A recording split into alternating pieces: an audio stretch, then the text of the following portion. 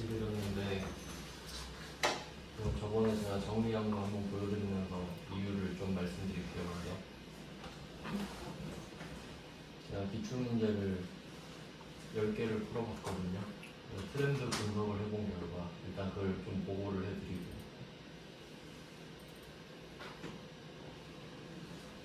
많이 바뀌었더라고요. 그래서 그걸 먼저 좀 알려드린 다음에 저번에 한번 보여드렸었죠. 정리한 내용인데 일단은 그 소득세 쪽 말고 부가가치세 쪽만 정리한 거거든요. 60회부터 쭉 했는데 일단 여러분한테 중요한 건 최근 10회 정도잖아요.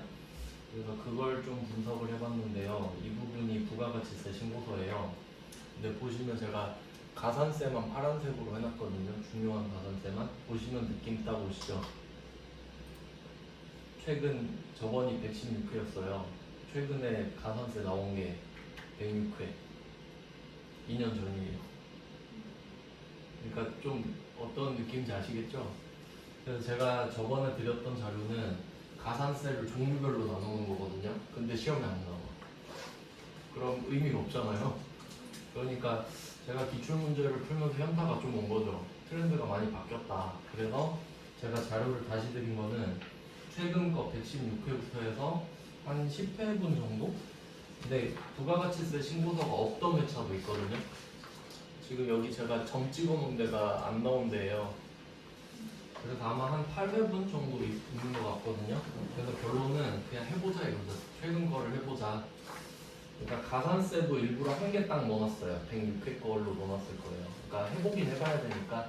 근데 중요도가 많이 떨어졌다 이걸 말씀드리고 싶은 거예요. 그러니까 그 전에를 보시면요. 106회가 마지막으로 나왔던 회인데 나왔던 회차인데 그 전에는 거의 좀 그래도 좀 나왔거든요. 그래서 요새는 좀 많이 바뀌어서 완전 실무 위주로 좀 바꾼 것 같아요. 시험을. 그래서 직접 해보면서 알려드리겠습니다. 그리고 그 두 번째 드린 것도 그 문제 5번이 소득세인데 이것도 좀 많이 바뀌었더라고요. 입력 방식이 바뀌다 보니까 그래서 이것도 직접 그냥 입력하면서 설명해드리는 쪽으로 할게요. 그러니까 가장 기초적인 건 칠판으로 설명드리고 나머지 입력을 하면서 해보자 이런 거죠. 그리고 부가가치세 입력 같은 경우는 그 빈칸에다가 숫자를 집어넣는 거기 때문에 굳이 데이터를 그 기출문제를 받아서 연습하실 필요는 없거든요. 근데 그 전산회계 1급에서도 101회부터 아마 나왔었던 것 같은데요. 101회니까 한 15회, 16회 정도 됐죠? 그 전자신고 하는 법도 이제 있는데 그거는 뭐 할 줄 그죠? 할 줄 아신다고. 근데 이건 소득세 하면서 같이 해도 돼서 일단 지금은 부가가치세 신고하는 거를 같이 해보도록 하겠습니다. 그러면 하던 대로 K랩 들어가셔서 이건 기출문제를 굳이 받지 않으셔도 되니까 그냥 뭐 아무 회사나 들어가셔도 될 것 같습니다. 회차를 그때그때 바꾸기가 번거로우니까 그냥 K랩 데이터 쓰시는 게 나을 것 같아요. 그래서 하던 대로 그냥 아무 회사나 들어갈게요. 제일 좋은 거는 그냥 아무것도 없는 회사인데 일단 데이터가 조금씩은 있을 테니까 그냥 아무 데나 들어가시면 될 것 같아요. 그 부가가치세 신고서는 데이터가 좀 없어서 참고하시라고 답도 같이 넣었어요.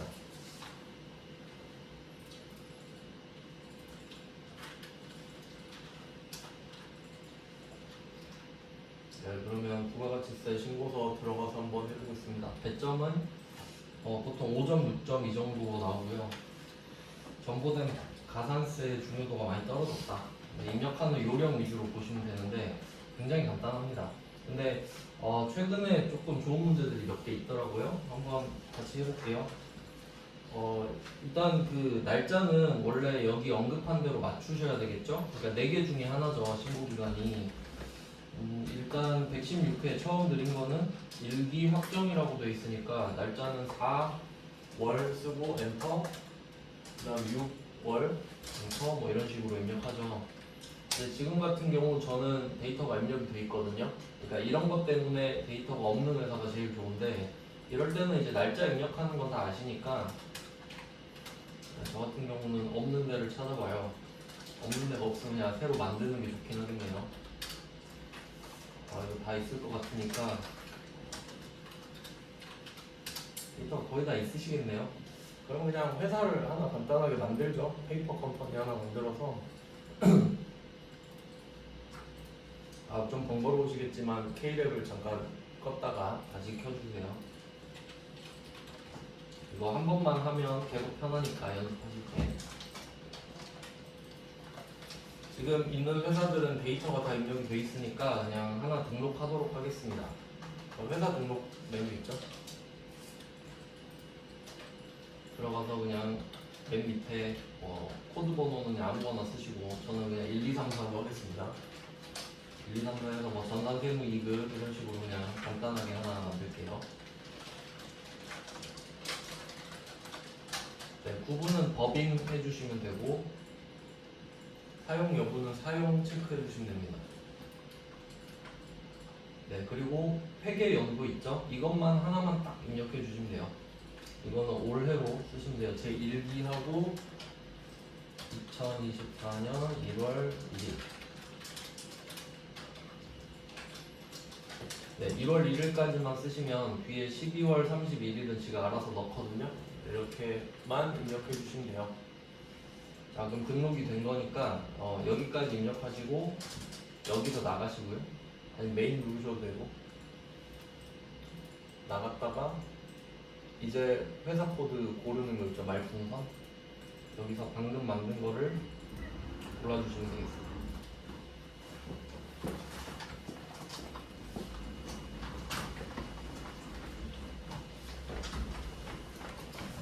네, 그래서 그냥 아무 데이터도 없는 회사를 하나 만들어서 연습을 하겠습니다. 처음 이거 한 번만 하면 계속 편하게 연습할 수 있어요. 자, 그럼 다시 신고서로 들어가셔서 네, 그럼 첫 페이지에 있는 116회 1번부터 보겠습니다. 6점짜리. 그럼 이제 날짜를 똑같이 입력해도 되겠죠? 일기 확정이니까 4월, 6월입니다. 네, 월만 숫자를 쓰시고 일자는 그냥 엔터만 쓰고 넘어가시는 게 좀 빨리 입력할 수 있거든요. 자, 이제 아무것도 없는 게 생겼으니까 한번 쭉 해보겠습니다. 패턴은 똑같아요. 일단 매출 쪽은 빨간색이고 매입 쪽은 파란색입니다. 자, 매출 쪽부터 볼게요. 세금계산서 발급분, 과세 매출 이렇게 되어 있죠. 1번입니다. 여기에다가 2억 이렇게 쓰시면 되는데 그 밑에 데이터도 잘 보셔야 됩니다.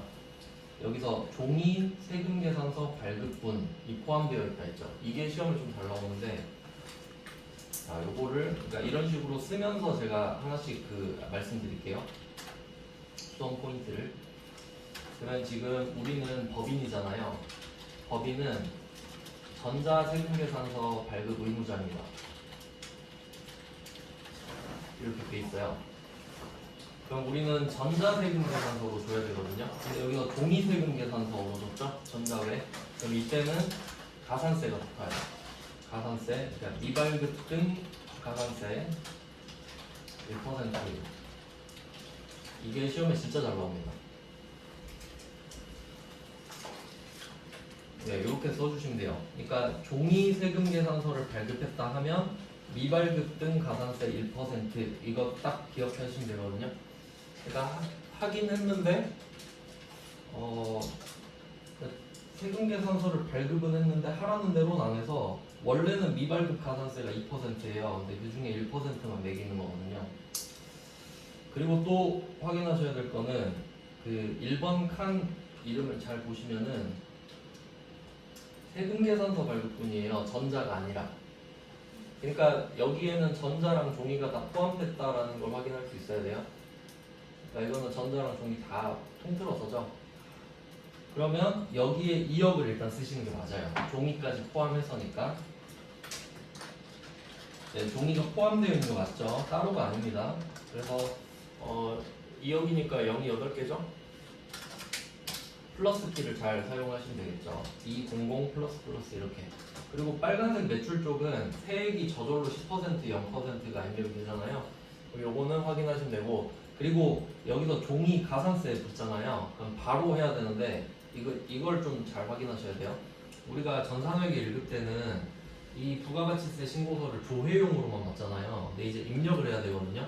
이걸 잘 기억하세요. 그러니까 이게 왼쪽 화면이 있고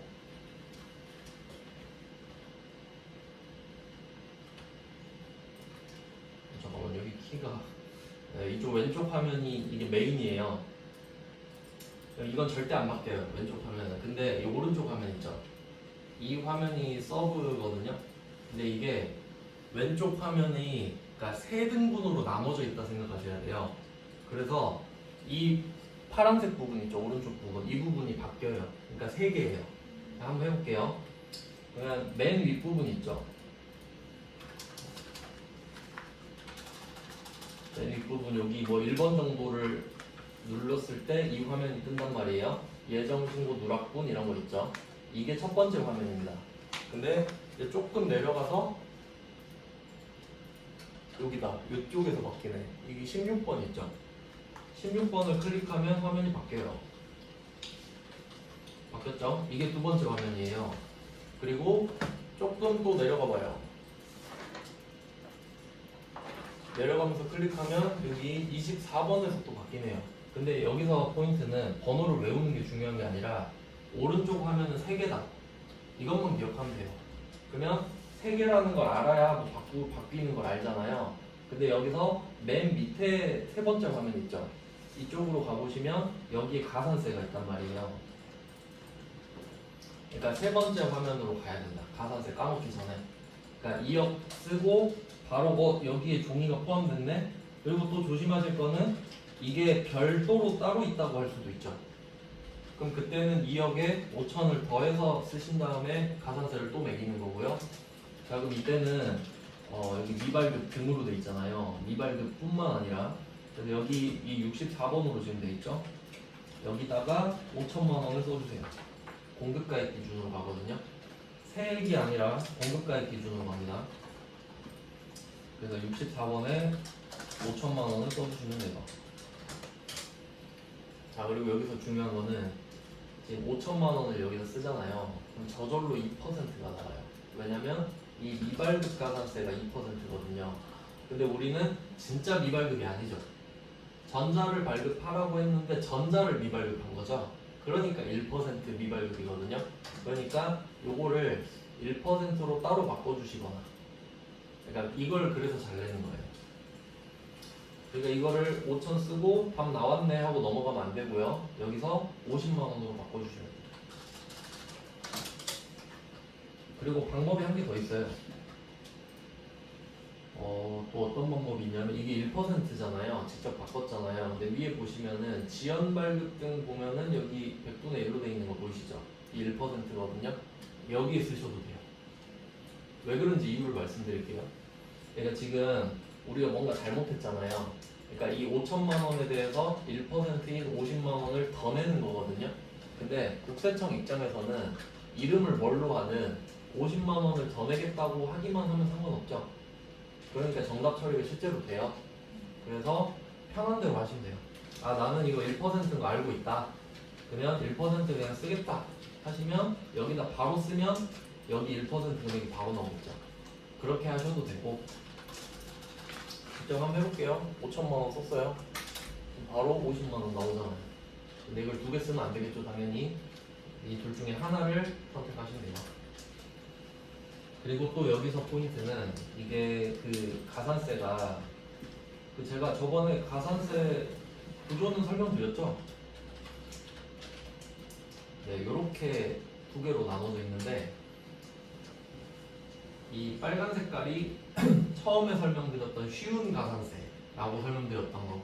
그래서 얘는 기준이 공급가액 기준이에요. 그러니까 공급가액 기준이라고 하면 100% 기준인 거지. 100% 기준. 그러니까 500만 원을 쓰는 거, 5천만 원을 쓰는 거예요. 500이 아니라 5천만 원, 100%를 쓰는 거니까.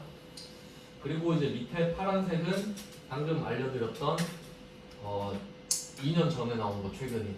그러니까 얘는 세액 기준이거든요. 그러니까 세액 기준이니까 10%가 되겠죠. 근데 파란색 쪽은 참고만 하세요. 어차피 뭐 잘 이제 안 낼 것 같은 느낌이 좀 드니까. 이런 식으로 달라지기 때문에 우리는 이 빨간 색깔만 좀 대비하면 된다라는 거예요. 그리고 또 제가 그때 이론 설명하면서 말씀드렸던 게 이 세 개가 있어요. 세금 계산서랑 발급 명세, 합계표. 근데 합계표는 볼 일이 없다 그랬죠. 왜냐면 우리는 전자를 발급해야 되고 전자를 발급한 것 자체가 국세청에 보고한 거기 때문에 합계표를 또 제출할 의무가 사라진다 이렇게 말씀드렸어요. 또 다른 이유도 있는데 복잡한 이유는 알 필요는 없을 것 같아요. 일단 수험상으로는. 그래서 이 정도 확인하시면 됩니다. 그러니까 우리는 이 빨간 가산세 정도만 대비하시면 돼요. 그러면 첫 번째 거는 확인했죠. 매출자료 첫 번째 점. 2억에 5천이 포함이 돼 있는 상태라서 2억을 썼고 그 중에 5천은 종이니까 가산세 따로 적어줬다 이렇게 됩니다. 그리고 나머지는 전자니까 그거에 대한 가산세는 없고요. 그리고 별말 없으면요 그 제때 발급한 겁니다. 나머지는. 자, 그다음 두 번째 점으로 갈게요. 요거 중요한 건데 당사의 직원, 홍길동, 임원 아닌 임직원이라고 하는데 그냥 직원이란 소리죠. 말 그대로. 경조사 체크할게요. 경조사와 관련하여 연간 10만원 상당의 제품을 무상으로 제공했다. 이게 좀 이 회차에서는 조금 특이한 포인트인데요. 이게 실제로는요, 저는 좀 엄청 디테일하게 배우거든요. 그러니까 이게 두 가지로 나눠져요. 엄밀히 말하면 여기는 경조사라고만 돼 있는데 경조사랑 라인이 한 개 더 있어요. 명절, 여기 참고만 하세요. 명절이랑 그리고 뭐 생일, 그리고 회사 창립기념일 있죠. 한번 생각만 해볼게요. 이렇게 두 개로 나눈단 말이에요. 예를 들어 기업, 경조사, 니은, 명절, 생일, 창립기념일 이렇게 세 개 묶어요. 공통점 생각해볼게요. 명절, 생일, 창립기념일의 공통점 반드시 오죠. 반드시 1년 중에 하루는 있잖아요. 그러니까 요 세 개를 묶은 거예요. 반드시 봐. 근데 기업은 어때요? 있을 수도 있고 없을 수도 있지. 그러니까 이 두 개를 이렇게 따로 구분을 해서 각각 10만 원씩 공짜. 그러니까 이 두 가지 이슈에 대해서 직원한테 10만 원씩 주잖아요. 그럼 그것까지는 간주공급으로 안 할게. 그냥 인심 써라 뭐 이런 느낌이에요. 그러니까 각각 기업, 니은. 근데 그것까지는 안 물어볼 것 같아요. 그러니까 기업, 니은 각각 10만 원까지는 간주공급으로 안 봅니다. 그러니까 아무것도 아니에요. 간주공급이 아니기 때문에 아무것도 아니고 입력을 안 한다는 소리예요. 간주공급이 아니면 부가세 안 내잖아요. 그럼 그냥 직원 준 거고 회계 처리만 하면 되겠죠. 네, 요런 포인트가 있는데, 그러니까 자세하게 안 물어보고 경조사 하나만 던지잖아요. 근데 우리는 이거 10만 원이네? 그럼 그냥 무시. 자, 그럼 한 개 디테일 들어갈게요. 만약에 직원한테 경조사 관련해서 연간 30만 원 상당의 제품을 줬다. 어떻게 할까요? 10만 원까지만 기과세. 10만 원까지만 간주공급이 아니랬죠. 그럼 반대로 말하면 넘는 건 간주공급이에요. 넘는 건 10만 원 초과분은 간주공급입니다. 이거 아마 제가 옛날에 기출에서 본 적 있는 것 같거든요. 그러니까 10만 원 초과분 있죠. 초과분은 간주공급이에요. 간주공급으로 넘어갑니다. 10만 원까지만 봐준다 이거지. 왜냐면 그냥 제가 이야기 한번 만들어 볼게요. 자기 아들을 우리 회사 직원으로 꽂았어. 바로 부장으로 놓고 선물 막 1억짜리 줘버려. 그럼 안 되죠? 그러니까 10만 원까지만 하라. 그런 거 뭐 한두 건 있겠습니까? 그러니까 이런 식으로 같이 정리해 주세요. 그러니까 이 문제로는 파악이 안 되죠? 그러니까 이거 방금 말씀드린 것까지 10만 원 초과분 나오면 단주공급을 넣어라. 이것까지 적어두셔야 공부가 되는 거예요. 근데 제 생각에 이 두 개를 구분할 것 같지는 않아요. 근데 연간 10만 원까지는 기억하겠습니다. 그러면 만약에 지금 제가 말씀드린 것처럼 넘었어요. 30만 원짜리 줬어요. 그럼 20만 원 간주공급 되죠. 그럼 어디다 적는지 아시죠? 4번에 적어야 되잖아요. 건별. 네, 그것까지 알아두세요. 4번에 적어야죠.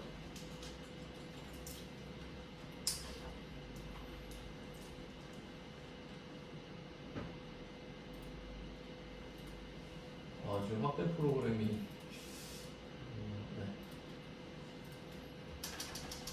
네, 그러면 두 번째 포인트도 봤고요. 그다음 세 번째, 이거 엄청 잘 나옵니다. 대손 확정된 외상 매출.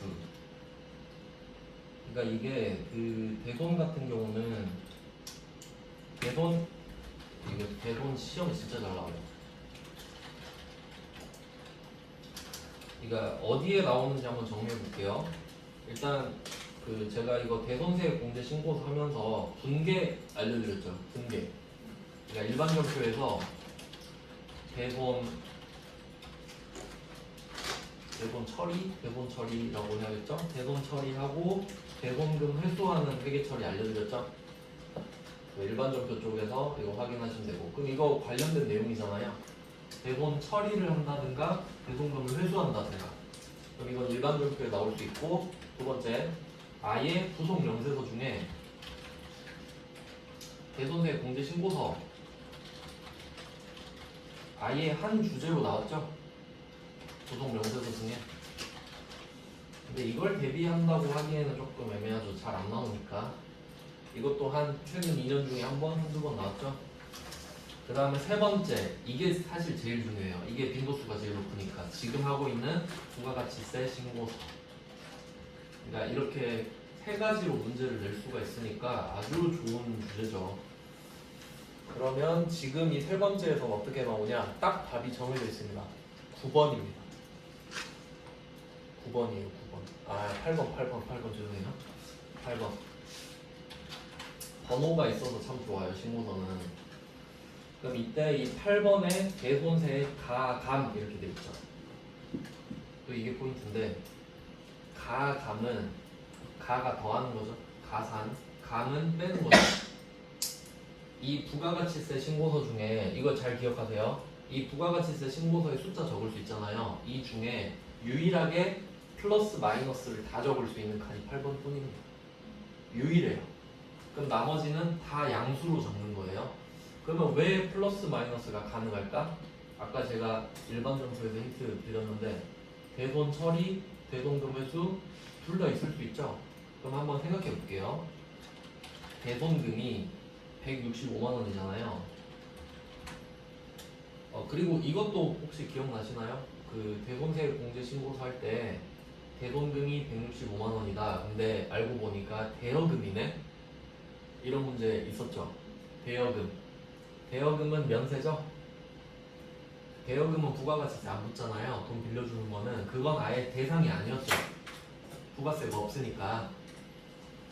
그러니까 뭐 대여금은 당연히 제외하시는 거고. 근데 여기서는 외상매출금 돼 있죠.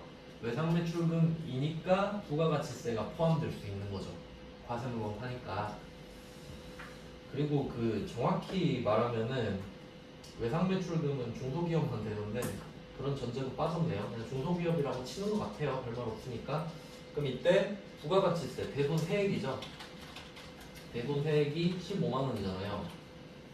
이거 계산하는 법도 아시죠? 지금 165만 원이 110%잖아요. 근데 내가 여기서 몸통을 구하고 싶다. 그러면 165만 원에서 나누기 1.1이죠. 나누기 1.1, 110%니까 1.1을 나누면 몸통인 150이 나오는 거고, 여기서 나누기 10을 하면 당연히 부가가치세가 나오겠죠. 이렇게 구하셔도 되고, 아니면 그냥 165만 원에서 다이렉트로 11을 나누면 나오죠. 뭐 당연한 건데 그냥 이게 기억하고 있으면 편하니까. 외우고 있으면 당연히 빠르죠. 네, 그래서 15만 원을 구할 줄 아냐. 일단 이게 1단계예요. 그럼 우리는 15만 원인 거는 확인하셨죠?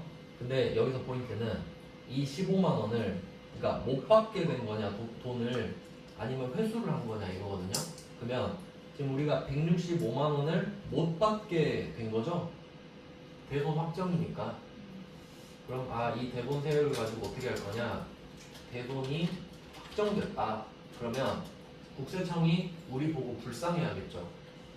아이고 너 165만 원 받을 줄 알았는데 못 받았구나. 그러면 내가 15만 원 덜 받을게 라고 해야겠죠. 그러니까 대손이 확정되면 마이너스 15만 원 이렇게 가는 거고요.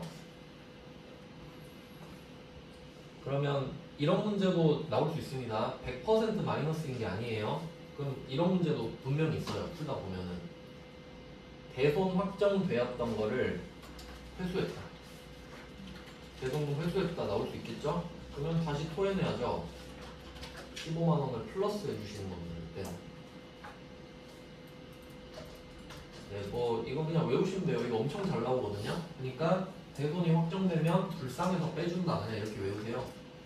이거 어떻게 못 받았네? 그럼 내가 받았던 거 돌려줄게. 이런 느낌인 거죠. 네, 그래서 8번에다가 유일하게 마이너스 쓸 수 있는데 여기다 8번에 마이너스 15만 원 써주시는 거죠.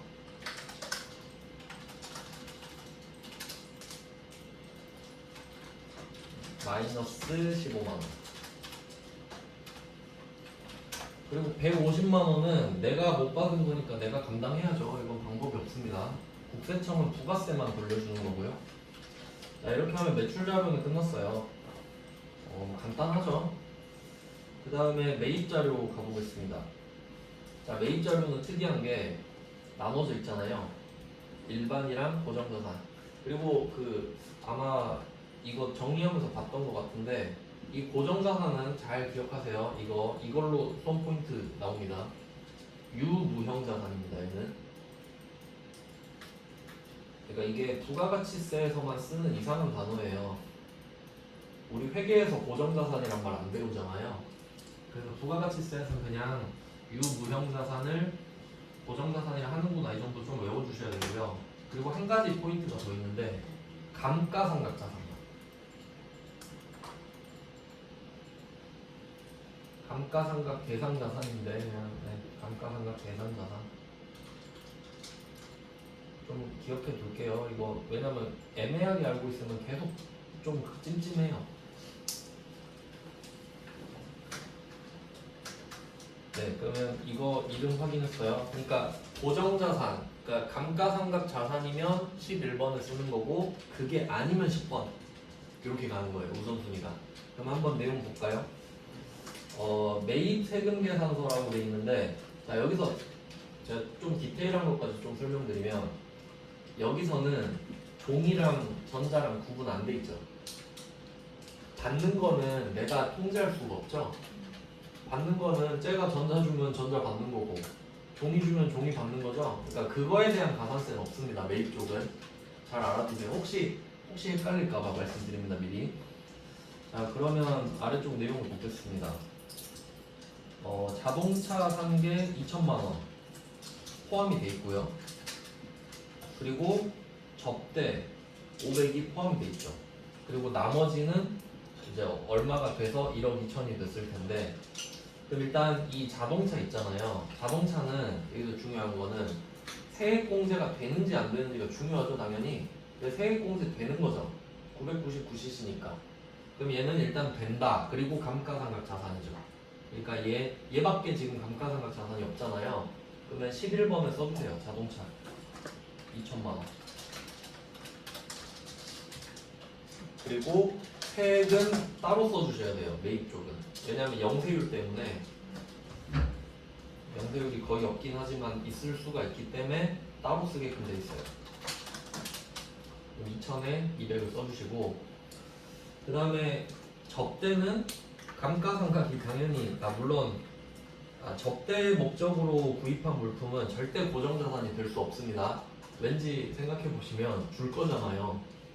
줄 건데 내가 고정자산 이거 말이 안 되죠? 근데 혹시 모를까봐 써놓은 거예요 그냥. 당연한 소리 하고 있어요. 그러면 어쨌든 이 1억 2천 안에 500이 포함되어 있는 거잖아요. 그러면 1억 2천에서 총 금액 중에 자동차값 2천을 뺀 1억을 10번을 쓰는 거죠. 그러니까 산수 문제잖아요. 독해하고 산수. 자 이렇게 쓴단 말이죠. 이게 중요합니다. 그러면 일단 세금계산서 수취부는 고정자산 매입 1순위 나머지 일반 매입 2순위로 쪼개라. 근데 이거 쓰고 보니까 뭔가 좀 이상한 거 있죠. 접대는 세액공제 안 되잖아요. 그러니까 기업업무 추진비란 뜻이겠죠 여기서. 그럼 이거 세액공제 안 된다까지 표시를 따로 해주셔야 되는데 이게 중요합니다. 아까 제가 화면 바뀌는 거 보여드렸죠.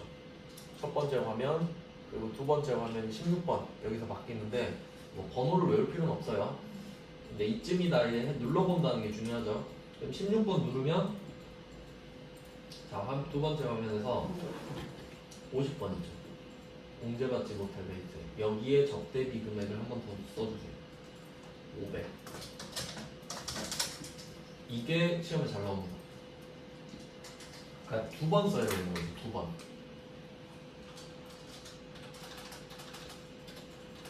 실제로 매입 불공으로 입력된 자료가 이렇게 양쪽으로 같이 들어가요. 왜냐면 세금 계산서를 받긴 받았잖아요. 근데 안 되잖아요. 그러니까 두 번 적는 거야. 받았지만 안 돼요 라고. 그러니까 이 1억 중에 500이 포함되어 있는 거 아시죠? 그러니까 두 번 적은 거 맞아요. 그러면 한 번 또 바꿔볼게요.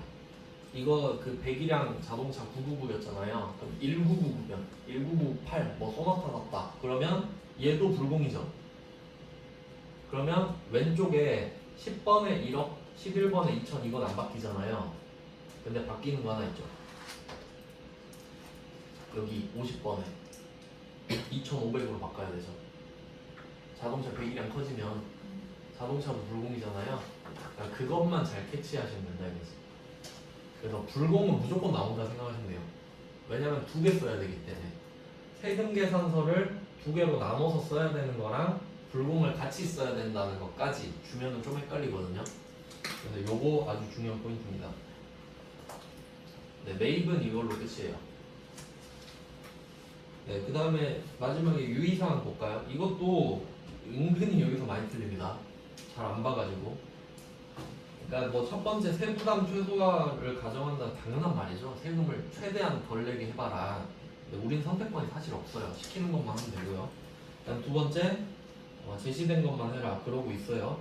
그 다음에 세 번째 해당 홈택스 뭐 저기 전자적인 이거 체크하셔야 됩니다. 전자적인 방법으로 신고를 직접 한다. 이거 표시할게요.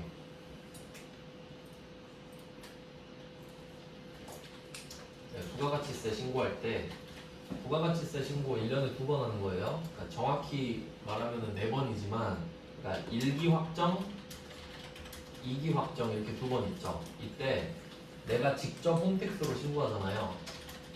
홈택스로 전자신고하잖아요. 그러면 10,000원씩 빼줘요. 그러니까 1년에 20,000원 좀 부가세 덜 낼 수 있거든요. 10,000원 쓰시면 10,000원. 그러니까 내가 직접 홈택스로 신고하면 10,000원이고, 근데 그런 경우도 있죠. 우리 회사 그 세무사가 대신해 주는데 많잖아요. 그러면 그 세무사가 10,000원 깎아받아요. 내 건데 세무사가 했으니까. 뭐 그런 건 안 낼 거고. 자, 근데 여기는 자리가 어딨냐면 아까 그 공제받지 못할 매입세액 자리 있죠. 50번. 그 밑에 보시면 54번 있죠.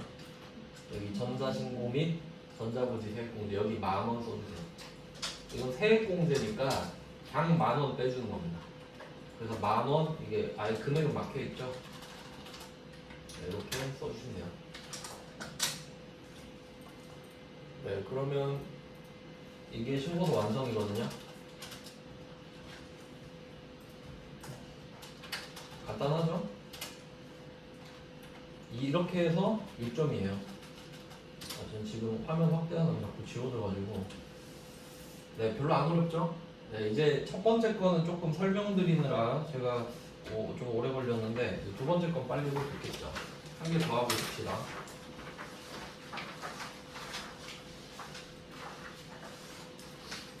자, 이 페이지 보시면 바로 115회예요. 그러니까 부가가치세만 제가 따놓은 거예요. 자, 그러면 이거 데이터를 끄신 다음에 저장을 하지 마세요. 저장하면 이게 다시 뜨니까 불러올 때 그래야 계속 연습하실 수 있거든요.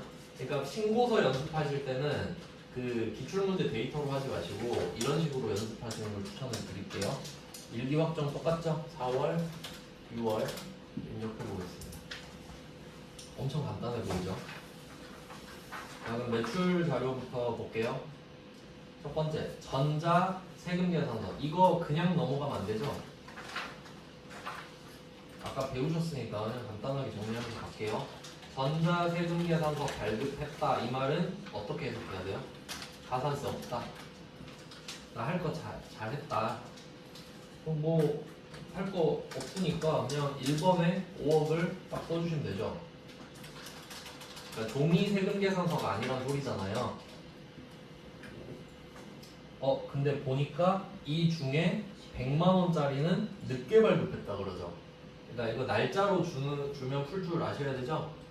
날짜로 이거 기억나세요? 한번 다시 정리해 볼까요? 정상 발급. 정상 발급이 지금 날짜가 아예 안 나와 있네. 그냥 오늘 날짜로 그냥 말씀드릴게요. 그러면 자, 오늘 공급 연월일이 오늘로 가정해보고 연습 한번 해봅시다. 날짜로 줄 수도 있으니까.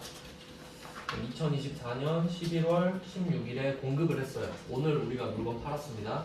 그러면 정상 발급은 2024년 11월 16일에 당연히 되고, 혹시 이게 거래가 확인이 되면 다음 달 10일까지 봐주죠. 다음 달 10일까지가 정상 발급이 돼요. 최대한 끌면. 그러면 당연히 지연 발급은 2024년 12월 12일부터가 되겠죠. 그리고 언제까지인지 아세요? 확정 신고 기한까지죠. 확정 신고 기한은 이제 해가 넘어가네요. 네, 이렇게 정리가 될 겁니다. 그러니까 날짜로 문제 충분히 줄 수 있죠. 지금 문제 너무 쉽잖아요. 그래서 혹시 이런 식으로 줄 수 있으니까 다음 달 10일 이후면 후가 되겠죠, 정확히는. 네, 근데 지금 그냥 지연 발급이라 말해줬으니까, 네, 아까 하셨던 대로 세 번째 칸으로 가보세요. 바로 26번 맨 밑에 그냥 클릭하면 바로 나오네요. 여기다가 이거는 지연 발급이죠. 62번 여기다가 100만 원 100% 금액 쓰는 거라고 했으니까 여기선 1%가 맞아요. 그래서 아까 그 미발급 등이 나와도 여기에 써도 정답 처리된다 했죠? 둘 다 1%니까. 그 다음에 두 번째 2번 갈게요. 매출의 2번. 신용카드 매출점표 발급이 있는데, 일단 이것도 좀 아셔야 됩니다. 그 신용카드 매출점표랑 현금영수증 있잖아요. 그러니까 얘네들은 존재 자체가 전자 개념이라 생각하시면 되거든요. 그러니까 뭐 종이, 전자 이런 개념이 없어요. 그래서 이거 분개할 때도 전자 못 고르게 돼 있죠. 그러니까 그건 고민할 필요가 아예 없습니다.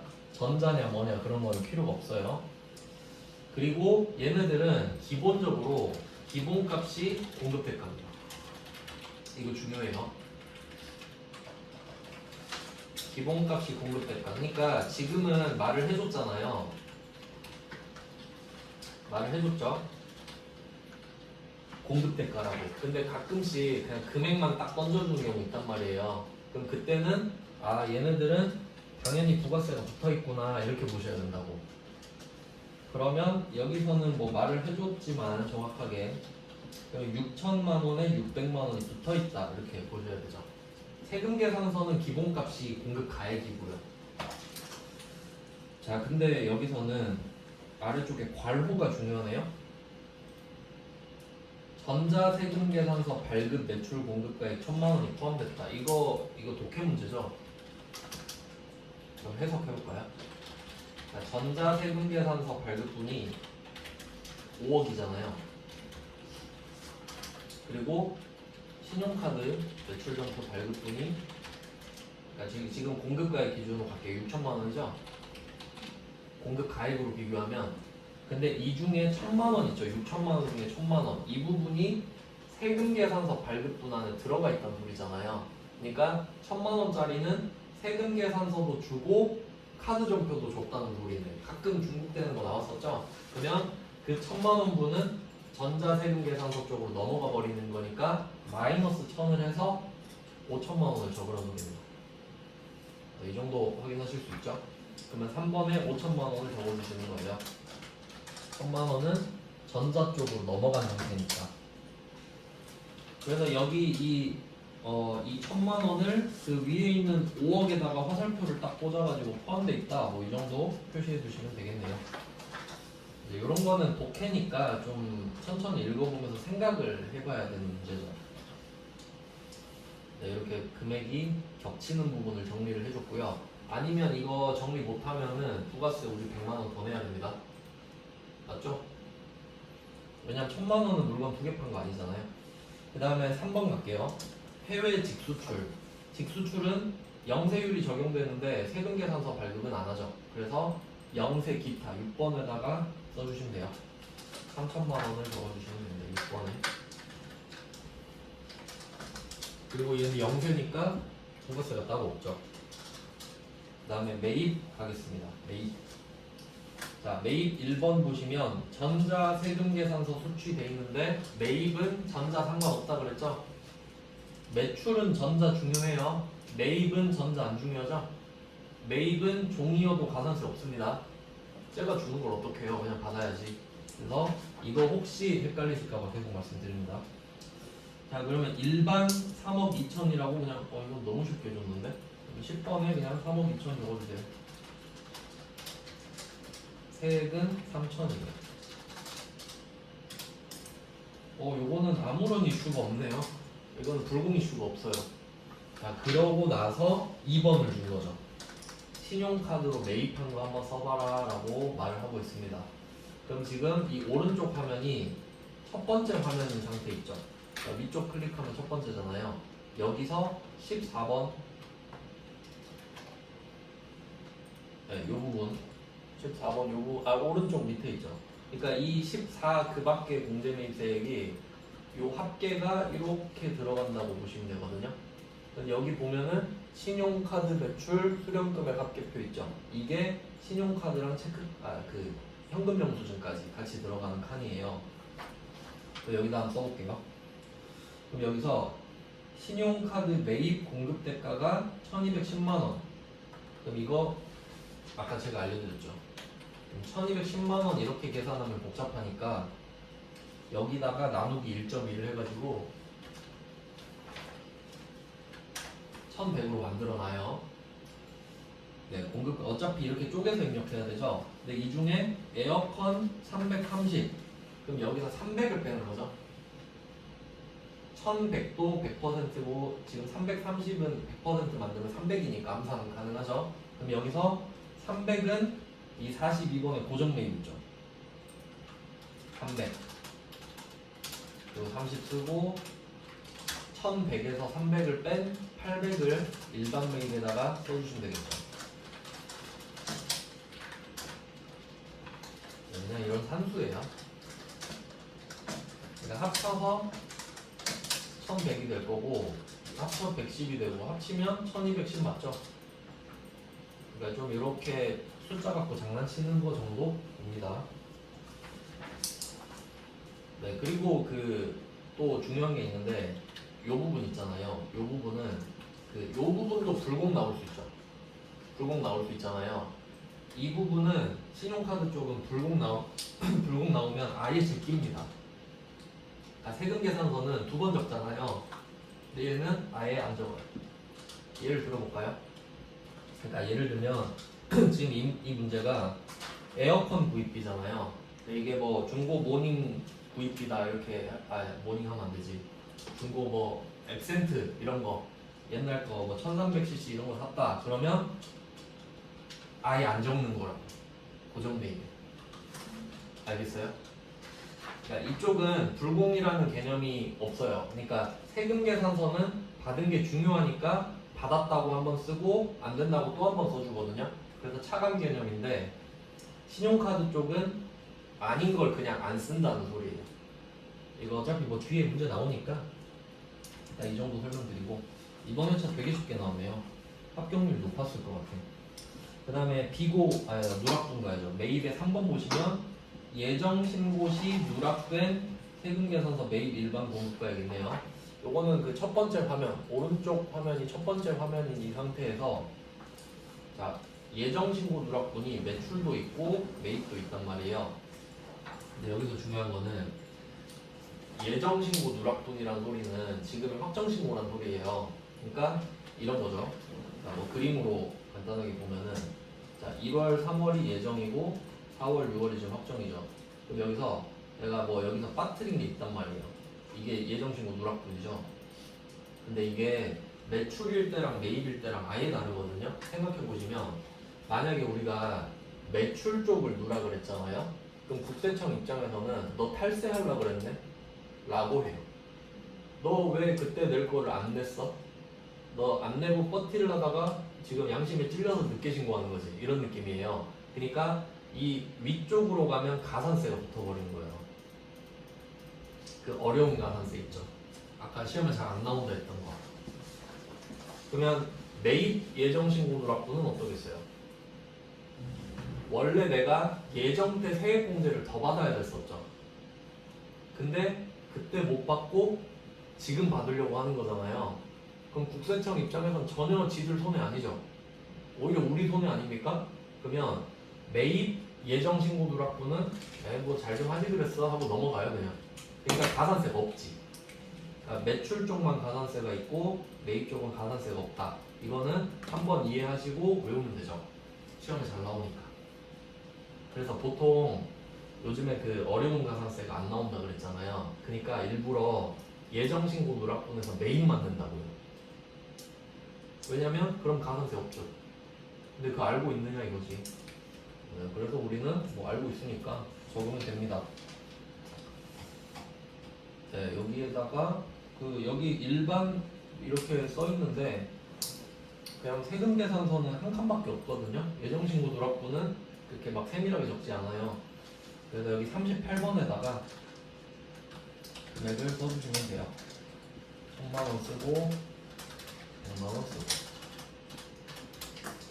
그래서 이게 왼쪽 화면에 모이고 있는데 이거 원래 이런 것도 분석해보면 좋은데 지금 불공이 없네요. 근데 어쨌든 빼주죠.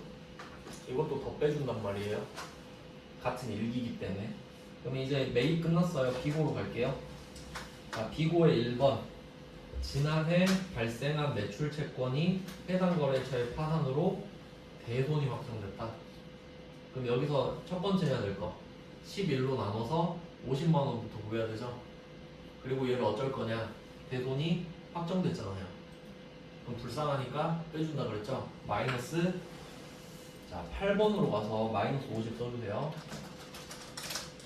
이거 외우면 그냥 뭐 5초 컷 아닙니까? 그냥 쓰면 끝나요. 근데 회수했다 그러면 플러스 50이죠 그냥. 플러스는 쓸 필요 없고요. 그 다음에 예정신고 미환급세. 지금이 확정이기 때문에 예정 때 환급 나면 안 돌려주거든요. 확정 때까지 기다리라 그랬다가 빼줘요 이렇게. 그래서 얘는 그냥 왼쪽에 이름 보시면 21번에 있어요. 예정신고 미환급세. 그러니까 그냥 번호 써두시면 편하겠죠. 번호 써두시면 21번이다 해서 300만원. 자, 그 다음 마지막 전자신고 아까 해보셨죠? 전자신고는 세 번째 화면, 아니 두 번째 화면에서 두 번째 화면은 뭐 22, 23 정도. 여기서 54번에다가 만원 써주시면 되죠. 네, 엄청 쉽죠? 네, 일단 지금 첫 번째 것 때문에 시간이 좀 걸렸는데 10분 쉬고 이어서 쭉쭉 가보도록 하겠습니다.